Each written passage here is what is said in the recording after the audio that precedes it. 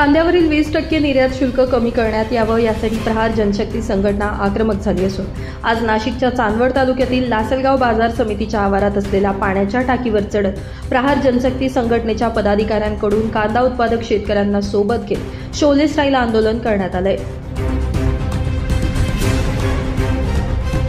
दरम्यान यावेळी कांदा उत्पादक शेतकरी आणि प्रहार जनशक्ती संघटनेनं आक्रमक पावित्र्य हाती घेत प्रहार जनशक्ती संघटनेचे नाशिक जिल्हाध्यक्ष गणेश निंबाळकर यांनी माजी मंत्री छगन भुजबळ आणि कृषी मंत्री माणिकराव कोकाटे यांच्यासोबत संपर्क केला आणि कांद्यावरील निर्यात शुल्क कमी करण्याची मागणी केली।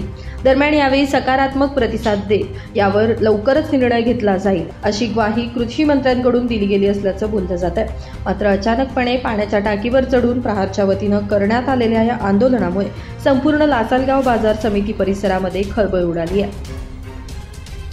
एकच पक्ष कांद्यावरील निर्यात शुल्क, कांद्यावर जुलमी निर्यात शुल्क लावणाऱ्या केंद्र आणि राज्य सरकारचा, कांद्यावर जुलमी निर्यात शुल्क लावणाऱ्या केंद्र आणि राज्य सरकारचा, कांद्यावरील निर्यात शुल्क, कांद्यावरील निर्यात शुल्क येत नाही तोपर्यंत पाण्याच्या टाकीवरून या शोले स्टाईल आंदोलन या माध्यमातून आम्ही खाली उतरणार नाही।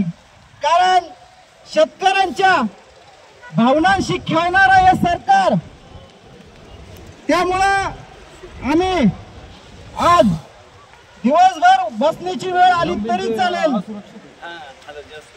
जोपर्यंत कांद्यावरील निर्यात शुल्क हटवत नाही तोपर्यंत इथून हलणार नाही।